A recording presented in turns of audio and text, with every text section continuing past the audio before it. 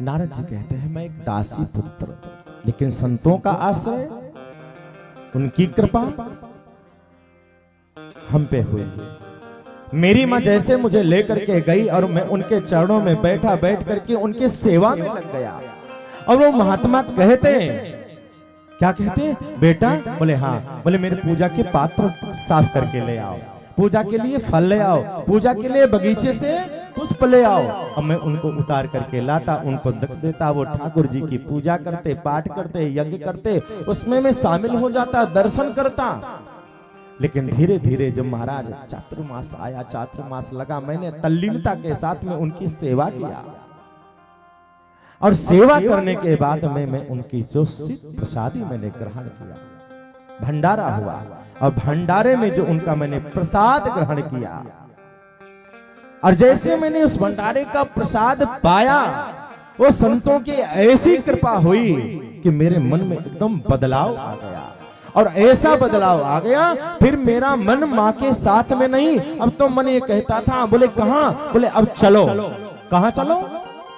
बोले संतों के साथ। संत जाने लगे, लेकिन कहा मैं भी साथ में ही चल पड़ा।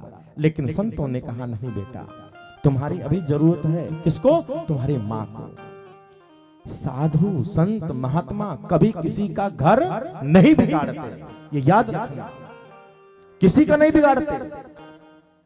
ये तो हमारा भ्रम है, जो मेरे भ्रम में भी ये बैठा हुआ है कि बाबा घर बिगाड़ते हैं ना, किसी का घर नहीं बिगाड़ते, वो बनाते हैं। बोले कैसे? इसका प्रमाण, इसका प्रमाण है महाराज नारद जी कह रहे हैं, साधु कह रहे हैं, संत कह रहे हैं, महापुरुष कह रहे हैं, बेटा नारद तुम एक काम करो। बोले क्या? बोले अभी तुम्हें माँ की जरूरत है, माँ के पास रहो। हाँ, जब तुम्हारी माँ न रहे तब तुम्हारे मैं रास्ता बताता, तुम मेरे पास में चले आना।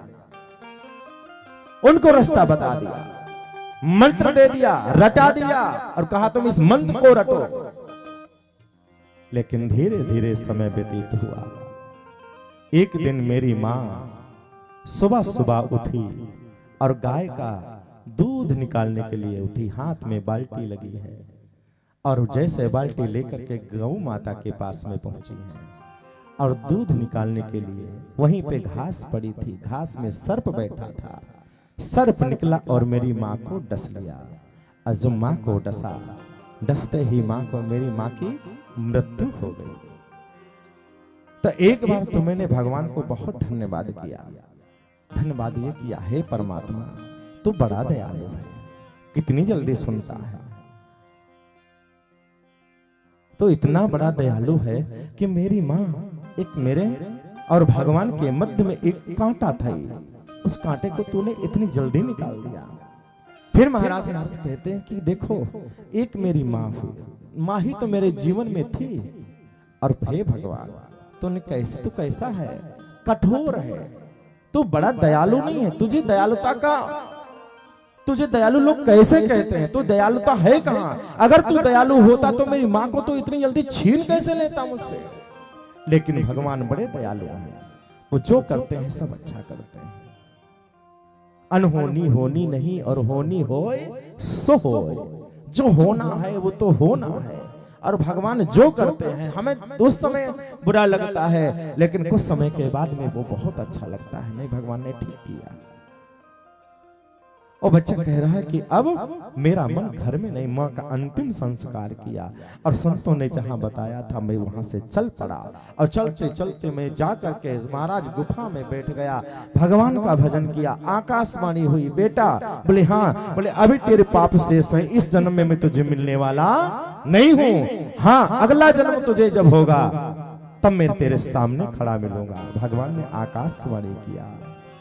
आज महाराज बच्चा कहता है, फिर ऐसा जीवन लेकर के करूंगा क्या, जिस जीवन में भगवान नहीं है, संत नहीं है, महापुरुष नहीं है, सबका सम्मान नहीं है। बोले ऐसा जीवन व्यर्थ है, ऐसा जीवन नहीं है। वो तो महाराज बोले कैसा है?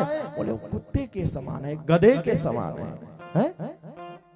ऐसा जीवन क्या है? व्यर्थ है।